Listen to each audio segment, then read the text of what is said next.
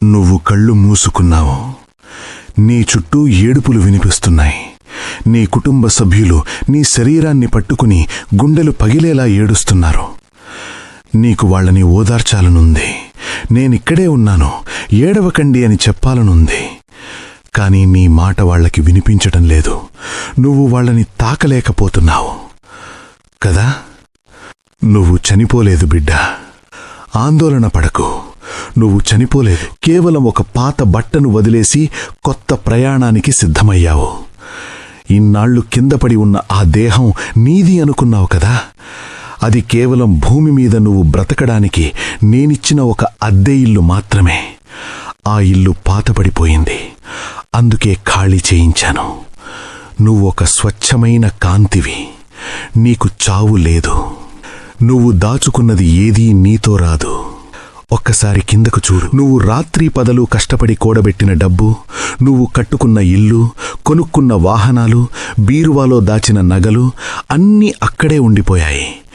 ఇక్కడికి వచ్చేటప్పుడు కనీసం నీ చేతికున్న గడియారం కూడా నువ్వు తీసుకురాలేవు. ఇవన్నీ నావి అని బ్రతికున్నంతకాలం ఎంత పెద్ద భ్రమలో బ్రతికావో ఇప్పుడర్థమైందా? నీ కోపాలు, పట్టింపులు ఇప్పుడు ఎంత వెర్రిగా ఉన్నాయో చూడు. ఆస్తుల కోసం అన్నదమ్ములతో కొట్లాడా. పనికిరాని అహంకారం కోసం నిన్ను ప్రాణంగా ప్రేమించిన వాళ్లను దూరం చేసుకున్నావు. ఎదుటివాళ్లు నీకు క్షమాపణ చెప్పాలని పంతం పట్టావు. ఇప్పుడు పైనుంచి చూస్తుంటే అవన్నీ ఎంత వెర్రిగా, అర్థం లేకుండా అనిపిస్తున్నాయో చూడు. మనిషి జీవితం ఒక చిన్న నీటి బుడగలాంటిది. అందులో ఈ పగలు, ద్వేషాలు ఎందుకు చెప్పు? నువ్వు తెచ్చుకున్న మూట ఏంటో తెలుసా?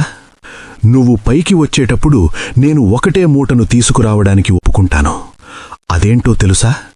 నువ్వు బ్రతికున్నప్పుడు ఎదుటివాళ్ల కష్టంలో చేసిన చిన్న సాయం, ఏడుస్తున్న వాళ్ల మొహంలో నువ్వు తెప్పించిన చిరునవ్వు, ఎలాంటి స్వార్థం లేకుండా నువ్వు పంచిన స్వచ్ఛమైన ప్రేమ. ఈ మూడే నీ ఖాతాలో నేను రాసుకునే నిజమైన ఆస్తులు. నువ్వు ఎంతమంది మనసులను కదిలించావు అన్నదే ఇక్కడ లెక్క. ఇది ముగింపు కాదు, ఒక కొత్త ఆరంభం. ఏడుస్తున్న నీ వాళ్లను చూసి బాధపడకు. వాళ్ల ప్రయాణం ఇంకా ముగియలేదు. భూమి మీద వాళ్ల బాధ్యత ఇంకా మిగిలి ఉంది. నీ బాధ్యత పూర్తయింది. ఒక గొప్ప నాయకుడిలా నువ్వు నీ పాత్రను అద్భుతంగా పోషించావు. ఇప్పుడు స్థిమితపడు. ఈ ప్రకృతిలో, ఈ విశ్వంలో నాలో కలిసిపోయి ప్రశాంతంగా విశ్రాంతి తీసుకో.